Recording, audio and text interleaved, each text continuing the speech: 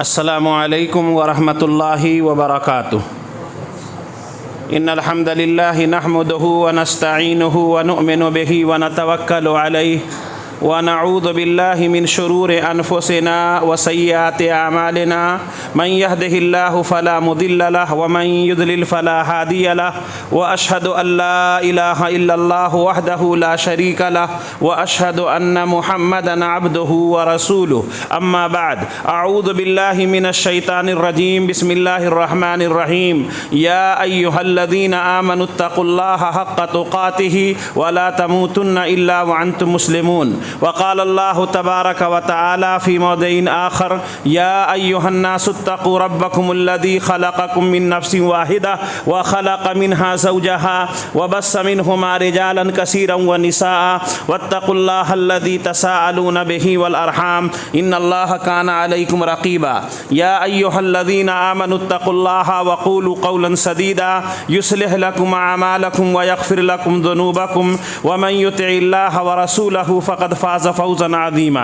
فإن أصدق الحديث كتاب الله وخير الهدي هدي محمد صلى الله عليه وسلم وشر الأمور محدثاتها وكل محدثة بدعة وكل بدعة ضلالة وكل ضلالة في النار۔ عن أبي تميم الداري رضي الله عنه قال قال رسول الله صلى الله عليه وسلم الدين النصيحة الدين النصيحة الدين النصيحة۔ قلنا لمن يا رسول الله؟ قال لله ولرسوله ولكتابه ولأئمة المسلمين وعامتهم، رواہ مسلم۔ معزز حاضرین گرامی، علماء کرام، ذمہ داران جمعیت اور مقامی جمعیت اہل حدیث رابر کے ذمہ داران، میں آج کے اس پروگرام کے موقع پر اللہ رب العالمین کے شکریہ کے بعد صوبائی جمعیت اہل حدیث مہاراشٹر کی سرپرستی کا بھی شکریہ ادا کرتا ہوں کہ ماشاء اللہ ان کی سرپرستی میں ہمارا یہ پروگرام منعقد ہو رہا ہے۔ اس کے بعد ہم اپنے آئے ہوئے تمام علماء کرام کا دل کی گہرائی سے شکریہ ادا کرتے ہیں کہ انہوں نے ہماری دعوت پر لبیک کہا اور راستے کی صعوبتوں کو برداشت کرتے ہوئے یہاں پر تشریف رکھیں۔ اللہ تبارک و تعالی ہم تمام لوگوں کے یہاں پر جمع ہونے کے اس عمل کو قبول فرمائے اور ہمارے اور آپ کی نیکیوں میں اس کو لکھے، آمین۔ حاضرین، میں بہت ہی مختصر وقت میں جو حدیث میں نے خطبہ مسنونہ کے بعد آپ کے سامنے پیش کی ہے اس کی تشریح کر کے اپنی جگہ لوں گا۔ ہمارے آئے ہوئے علماء کرام کا مفصل خطاب ہوگا۔ حدیث ہے کہ حضرت تمیم الداری رضی اللہ تعالیٰ عنہ بیان کرتے ہیں کہ نبی کائنات جناب محمد الرسول اللہ صلی اللہ علیہ وسلم نے ارشاد فرمایا کہ دین خیر خواہی کا نام ہے۔ آپ نے 3 مرتبہ یہ جملہ کہا، دین خیر خواہی کا نام ہے، دین خیر خواہی کا نام ہے، بھلائی کا نام ہے، اچھائی کا نام ہے۔ حضرت تمیم الداری رضی اللہ تعالیٰ عنہ کہتے ہیں کہ ہم صحابہ کرام رضوان اللہ علیہ مجمعین جمع تھے تو ہم نے پوچھا پیارے حبیب صلی اللہ علیہ وسلم سے کہ اللہ کے نبی صلی اللہ علیہ وسلم، آپ جو یہ کہہ رہے ہیں کہ دین خیر خواہی کا نام ہے، دین بھلائی کا نام ہے، دین اچھائی کا نام ہے، تو دین کی خیر خواہی کس کے لیے، ہم خیر خواہی کا جذبہ کس کے لیے رکھیں؟ تو اللہ کے نبی صلی اللہ علیہ وسلم نے بڑا پیارا انداز میں، بہت محبت کے لہجے میں، دل کو لگنے والے انداز میں آپ نے کہا کہ خیر خواہی اور بھلائی اللہ کے لیے، خیر خواہی اور بھلائی اللہ کے لیے، خیر خواہی اور بھلائی اللہ کے رسول کے لیے، خیر خواہی اور بھلائی اللہ کی کتابوں کے ساتھ، خیر خواہی اور بھلائی مسلمانوں کے کسی معاملے کے ذمہ دار کے ساتھ، خیر خواہی اور بھلائی عام مسلمانوں کے ساتھ۔ اس حدیث کو امام مسلم رحمۃ اللہ علیہ نے اپنی کتاب صحیح مسلم میں درج کیا ہے۔ اب آئیے ہم اس کی مختصر تشریح سمجھتے ہیں کہ اللہ رب العالمین کے ساتھ خیر خواہی، اللہ کے ساتھ بھلائی کا کیا مطلب ہے؟ کہ اللہ رب العالمین ہمارے اور آپ کے بھلائی کا محتاج ہے؟ نہیں، ہمارے اور آپ کی یہ ضرورت ہے کہ ہم لوگ اللہ رب العالمین کے ساتھ اپنا خیر خواہانہ جذبہ رکھیں۔ اللہ کے ساتھ خیر خواہی اور بھلائی کا مطلب یہ ہوگا کہ ہم اللہ کو زور سے بولیے گا، اللہ کو ایک مانیں، اللہ کے ساتھ کسی کو نہ ٹھہرائیں۔ اللہ کو عبادت کے معاملات میں دنیا کا جتنا بھی نظام ہے اور ہماری زندگی کے جتنے بھی معاملات ہیں، ہم ان تمام معاملات میں اللہ رب العالمین کو تنہا تصور کریں کہ اللہ جو چاہے گا وہی ہوگا، اللہ جو نہیں چاہے گا وہ دنیا کی پوری جماعت، دنیا کے تمام لوگ مل کر بھی اگر چاہیں تو وہ کام نہیں کر سکتے ہیں۔ اگر ہمارا اور آپ کا یہ عقیدہ اللہ رب العالمین کے ساتھ خیر خواہی کا ہو جائے گا تو پھر دنیا کے اندر ہم چاہے جتنی بھی مصیبت میں آ جائیں، جتنے بھی مشکلات میں پھنس جائیں، جتنے بھی مسائل سے دوچار ہو جائیں، مگر ہمارا یہ عقیدہ رہے گا کہ یہ پریشانی اللہ کی طرف سے آئی ہے اور اللہ ہی اس کو دور کرے گا، اللہ ہی اس کو دور کرے گا۔ یہ ہے اللہ رب العالمین کے ساتھ اپنا عقیدہ خیر خواہی کے ساتھ رکھنا۔ یہ نہیں کہ اگر پریشانی آ جائے، مشکلات آ جائے، کسی طرح کا کوئی معاملہ آ جائے تو ہم اللہ رب العالمین کو چھوڑ کر کے کسی دوسرے کی طرف بھی اپنا جھکاؤ بنا لیں، تو پھر یہ اللہ کے ساتھ خیر خواہی نہیں ہوگی، اللہ کے ساتھ کیا ہو جائے گا؟ پھر وہ شرک ہو جائے گا۔ اس لیے پیارے حبیب صلی اللہ علیہ وسلم نے بڑے پیارے انداز میں کہا کہ خیر خواہی اور بھلائی کا سب سے پہلا حقدار اللہ کی ذات ہے۔ انسانی زندگی میں اگر اللہ سے تعلق مضبوط ہو گیا، اللہ کے بارے میں اگر عقیدہ مضبوط ہو گیا، اللہ کو ہم لوگ ویسا ہی سمجھنے لگے جیسا کہ اللہ کا حق ہے، تو دنیا سے ہر قسم کا فتنہ ختم ہو جائے گا اور دنیا میں امن و امان قائم ہو جائے گا۔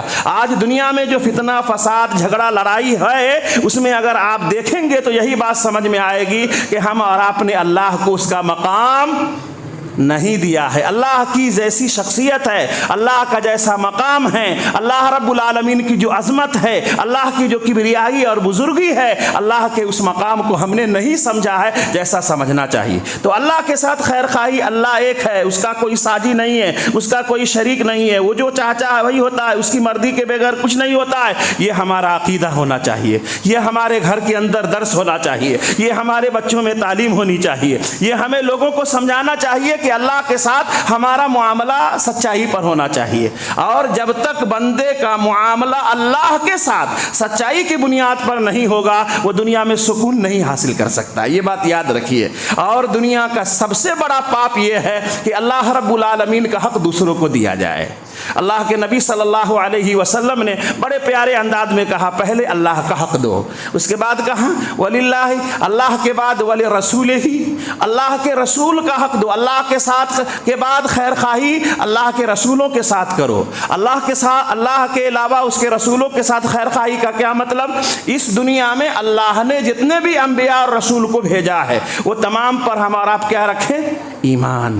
اور نبی کائنات جناب محمد الرسول اللہ صلی اللہ علیہ وسلم پر مکمل ایمان، اور یہ بھی ایمان رکھیں کہ اب اس کے بعد دنیا میں کوئی نبی اور رسول نہیں آئے گا، آپ آخری ہیں۔ دنیا میں قیامت تک کے لیے آپ کی تعلیمات ہی چلے گی، آپ کو آخری نبی اور رسول مانا جائے، آپ کی تعلیمات کو حرف آخر مانا جائے۔ اپنی جان سے، اپنی اولاد سے، اپنی دولت سے، اپنے تمام معاملات سے اللہ کے نبی صلی اللہ علیہ وسلم کی شخصیت کو زیادہ مقام دیا جائے۔ دنیا میں ہماری ذات سے بھی اگر کوئی اہمیت رکھتے ہیں اللہ کے بعد تو وہ کون ہے؟ نبی اکرم صلی اللہ علیہ وسلم ہے۔ تو یہ اللہ کے نبیوں کے ساتھ ہماری خیر خواہی ہونی چاہیے کہ ہم اس کو اللہ کا پیغمبر رسول مانیں، جو مقام اس کو رب العالمین نے دیا ہے اس پر ہم ایمان رکھیں، اس سے محبت کریں، اس کی تعلیمات کو اپنائیں، اس پر عمل کریں، دوسروں کو بتائیں، اور یہ عقیدہ رکھیں کہ اس دنیا میں ان کی تعلیم کے علاوہ دنیا میں کوئی ایسا راستہ نہیں ہے جو ہمیں سکون عطا کرے گا اور مرنے کے بعد ہمیں جنت کا راستہ بتائے گا۔ تو سب سے پہلی بات اللہ کے ساتھ خیر خواہی، دوسری بات اللہ کے رسولوں کے ساتھ خیر خواہی، اور اللہ کی کتابوں کے ساتھ۔ کتابیں اللہ رب العالمین نے اتاری ہے، ہم کو جو باتیں معلوم ہے، تورات ہے، زبور ہے، انجیل ہے، صحف ابراہیم ہے، صحف موسیٰ ہے، یہ تمام کتابیں جو اللہ نے نازل کیا ہے۔ اب چونکہ قرآن سے پہلے جتنی بھی کتابیں نازل ہوئی ہیں ہم ان تمام کو مانتے ہیں۔ یہ الگ بات ہے کہ ابھی موجودہ شکل میں جو تورات، زبور، انجیل یا کتابیں پائی جاتی ہیں وہ اپنی اصلی شکل میں نہیں ہیں، تو تحریف سے پہلے جو ہے اس کو ہم ایمان رکھتے ہیں، اس کو تسلیم کرتے ہیں، اور ہمارے اور آپ کے لیے جو اللہ کی کتاب بھیجی ہوئی کیا نام ہے؟ قرآن مجید پر مکمل ایمان رکھتے ہیں، اس کی ایک ایک تعلیم، اس کے ایک ایک حرف پر ایمان رکھتے ہیں، اور اس میں جو اللہ رب العالمین نے پیغام دیا ہے، جو اللہ رب العالمین نے حکم دیا ہے، ہم اس کو تسلیم کرتے ہیں، اور جن باتوں سے آپ نے منع کیا ہے، قرآن نے جن چیزوں سے روکا ہے، اس پر بھی ایمان رکھتے ہیں کہ اس سے بچنا بھی ہمارے ایمان کا حصہ ہے۔ یہ ہوا قرآن مجید کے ساتھ خیر خواہی۔ اس کی ایک چیز اور بھی ہے جو ہمارے اور آپ کے درمیان نہیں پائی جا رہی ہے، کہ اس کے ساتھ خیر خواہی یہ بھی ہے کہ اس کی تلاوت کی جائے۔ کیا کیا جائے؟ اس کو پڑھا جائے، اس کی تعلیم سیکھی جائے، دوسروں کو پڑھایا جائے، مدارس میں مساجد میں حلقے لگائے جائیں، قرآن مجید کو پھیلایا جائے، زیادہ سے زیادہ اس کو عام کرنے کی کوشش کی جائے، یہ بھی اس کے ساتھ خیر خواہی ہے۔ مگر افسوس کہ ہم اور آپ زبانی جمع خرچ، جہاں ضرورت ہوتی ہے تو ہم کہتے قرآن ہماری کتاب ہے، مگر جو اس کا حق ہے، جو اس کے ساتھ خیر خواہانہ جذبہ ہونا چاہیے، جیسا ہمارے ساتھ لگاؤ ہونا چاہیے قرآن کا، وہ صرف زبان پہ ہے۔ عملی زندگی میں ہمارے اور آپ کے لیے کوئی معاملہ قرآن کے ساتھ نہیں ہے جیسا کہ ہونا چاہیے۔ تو اللہ کے نبی صلی اللہ علیہ وسلم نے بڑے پیارے انداز میں کہا، اللہ کے ساتھ خیر خواہی، اللہ کے رسولوں کے ساتھ خیر خواہی، اللہ کی کتابوں کے ساتھ خیر خواہی، اور کہا وَلِأَئِمَّةِ الْمُسْلِمِينَ، مسلمانوں کے کسی معاملے کا جو ذمہ دار بنایا جائے۔ اب یہ ہندوستان ہے، ہم اور آپ رہتے ہیں، بہت سارے ادیان اور مذاہب کے ماننے والے یہاں پر پائے جاتے ہیں، یہ اسلامی جمہوریہ ملک نہیں، اس لیے ہمارے اور آپ کی یہ ذمہ داری ہے کہ ایک مسجد ہے، اس کا ایک نظام ہے، اس کا ایک قانون ہے، اس کا اگر ہم لوگوں کے آپسی اتفاق کے ذریعے اگر کوئی ذمہ دار بنایا جاتا ہے تو ہمارا یہ اخلاقی فریضہ ہے کہ ہم اس کا احترام کریں۔ کیا کریں؟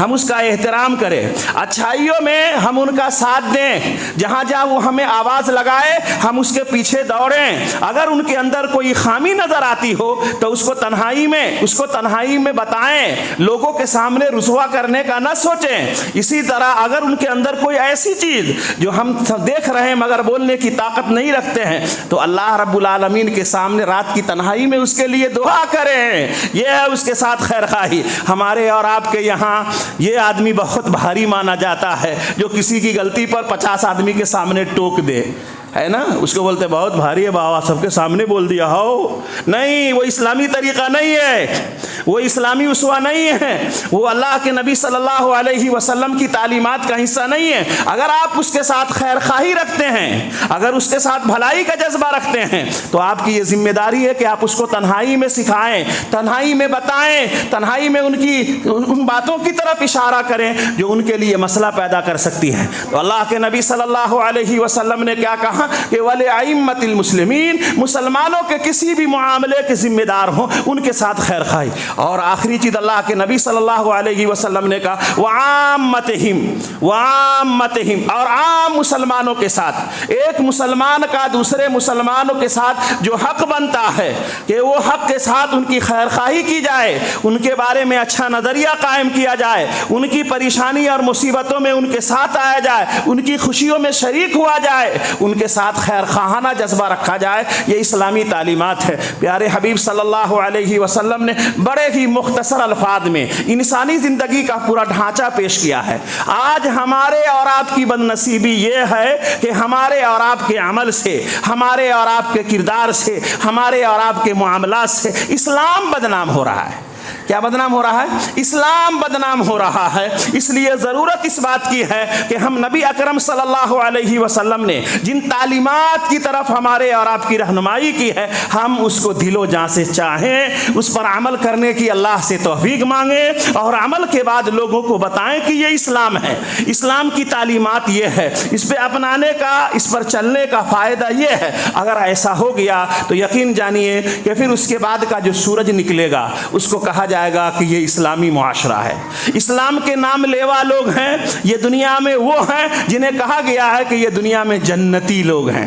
دنیا میں کون لوگ ہیں؟ جنتی لوگ ہیں۔ اللہ کے نبی صلی اللہ علیہ وسلم اپنے زمانے میں کہا کرتے تھے من سرہ ان ینظر الی رجل من اہل الجنہ فلینظر الی ھذا، کہ اگر کسی کو دنیا میں کسی جنتی کو دیکھنا اچھا لگے تو دیکھو ابھی فلانا آدمی داخل ہوگا وہ جنتی ہے، وہ بھی اسی دنیا میں تھے، کوئی الگ مخلوق نہیں تھے، الگ نظریے کے آدمی نہیں تھے، ہمارے ہی طرح اس دنیا میں آئے تھے، ہمارے ہی طرح دنیا میں ان کے جانے کا بھی نظام تھا، وہ بھی اسی نبی اور رسول کو مانتے تھے، وہی اللہ کو مانتے تھے جس کو ہم اور آپ مانتے ہیں۔ فرق یہ ہے کہ ہمارے اور آپ کی سوچ، ہمارے اور آپ کے عقیدے میں وہ مضبوطی نہیں ہے جو عقیدہ حضرات صحابہ کے درمیان پایا گیا۔ اس لیے یہ مختصر سی تشریح جو حدیث رسول کی مناسبت سے کہ دین خیر خواہی کا نام ہے، خیر خواہی اللہ کے ساتھ، اللہ کو ایک مانا جائے، خیر خواہی رسولوں کے ساتھ اس کے اوپر ایمان لایا جائے، نبی اکرم صلی اللہ علیہ وسلم پر مکمل ایمان ہر ناحیے سے، اللہ کی کتابوں پر ایمان، اس کو قرآن مجید کو آخری مانا جائے، اسی طرح عام مسلمانوں کے ساتھ، مسلمانوں کے کسی معاملے کے ذمہ دار ہیں اس کے ساتھ خیر خواہانہ جذبہ ہونا چاہیے، اور آخر میں ایک مسلمان دوسرے مسلمان کے لیے خیر خواہی کا جذبہ رکھے۔ اللہ کے نبی صلی اللہ علیہ وسلم کی ایک حدیث، جس نے کسی مسلمان بھائی کو ایک سال تک، کسی مسلمان بھائی سے ایک سال تک، یہ جملہ یاد رکھیے گا، کسی مسلمان بھائی سے ایک سال تک بغیر کسی وجہ سے قطع کلام کیا، بات چیت بند کر دیا، تو اسلام میں اتنا بڑا گناہ ہے گویا کہ اس نے اس کو مرڈر کر دیا۔ کیا کیا؟ مرڈر کر دیا ہے، اتنا بڑا گناہ ہے، یہ خیر خواہی کے خلاف ہے۔ اللہ کے نبی صلی اللہ علیہ وسلم نے کہا کہ کسی مسلمان کے لیے، کسی ایمان والے کے لیے یہ جائز نہیں ہے کہ وہ اپنے کسی مسلمان بھائی سے 3 دن سے زیادہ بات چیت بند کر دے۔ اب ہر آدمی اپنے اپنے گریبان میں جھانکیے کہ ہمارا اللہ کے ساتھ، رسول کے ساتھ، اللہ کی کتاب کے ساتھ، مسلمانوں کسی ذمہ دار کے ساتھ یا خود مسلمانوں کے ساتھ ہمارے خیر خواہی کی کیفیت کیا ہے۔ اللہ تعالی ہم تمام لوگوں کو اس کو سمجھنے اور اس پر عمل کرنے کی توفیق عطا فرما دے۔ اللہ تعالی ہم تمام لوگوں کو خیر خواہانہ جذبہ کو بڑھانے اور اپنانے کی توفیق عطا فرما دے۔ اللہ تعالی ہم تمام لوگوں کو نیکیوں میں آگے بڑھنے کی توفیق عطا فرما دے، اور جہاں جہاں برائی اور گناہ کے کام ہیں، جہاں نفرت اور پریشانیوں کا معاملہ ہے، اللہ تعالی ہم تمام لوگوں کو اس سے دور کر دے۔ اللہ تعالی ہم تمام لوگوں کو ایک اور نیک بنا دے، اور جب تک اس دنیا میں رکھیں عقیدہ توحید کی سلامتی کے ساتھ رکھیں، اور جب اللہ تعالی اس دنیا سے اٹھائے تو اپنی رحمت کا حقدار بنائے۔ آمین۔ معزز حاضرین گرامی، وقت کی کمی کے پیش نظر زیادہ میں کچھ نہیں بول سکتا تھا ہوں، ایسے مقرر علماء کرام، اور خوشی کی بات یہ ہے کہ ہماری صوبائی جمعیت اہل حدیث مہاراشٹر کے نادم اعلیٰ حافظ عنایت اللہ محمدی صاحب بھی الحمدللہ یہاں تشریف لا چکے ہیں۔ سفر کی مسافتوں کو طے کرتے ہوئے یہاں پر وہ آئیں، اور الحمدللہ وہ یہاں پر تشریف فرما ہیں۔ یہ ہے آسان قرآن، یہ دیکھیے شیخ ثناء اللہ مدنی نے اس کو لاک ڈاؤن میں جب پولیس مار کے لوگوں کو گھر میں بیٹھا رہی تھی، اس وقت کو انہوں نے صحیح استعمال کیا ہے۔ اردو زبان جہاں جہاں بولی، سمجھی اور لکھی جاتی ہے، ان تمام میں اب سب سے آسان لفظ میں ہے، سب سے آسان، مطلب اس سے آسان ابھی دنیا میں کوئی قرآن مجید کا ترجمہ یا تفسیر ابھی فی الحال نہیں پایا جا رہا۔ اگر کوئی بعد میں کریں گے تو اس کی بات الگ ہے۔ بہت سارے لوگوں کو جہاں جہاں اس کو پڑھا انہوں نے الحمدللہ اس نے بڑا اچھا تاثر پیش کیا۔ تقریباً 30 سے 40 مدنی علماء کرام نے اس کے اوپر نظر ثانی کا کام کیا اور کہا کہ نہیں الحمدللہ دور حاضر کے حساب سے بہت اچھی کتاب ہے۔ شیخ کی خواہش ہے اور ہم لوگوں کی صوبائی جمعیت اہل حدیث مہاراشٹر کی بھی کہ یہ کتاب کا نسخہ ہر گھر میں پہنچے، ہر گھر میں پہنچے، ہر آدمی اپنی صبح قرآن مجید کی تلاوت اور اس کے ترجمے کے ساتھ کرے۔ الحمدللہ یہ 1 سال بھی ابھی پورا نہیں ہوا ہے، ہونے والا ہے، اس میں تقریباً 4 سے 5 ایڈیشن اس کے آ چکے ہیں، اور تقریباً 20,000 تک کا نسخہ یہ ختم ہو گیا ہے۔ ابھی رمضان سے پہلے اور بھی آنے والا ہے۔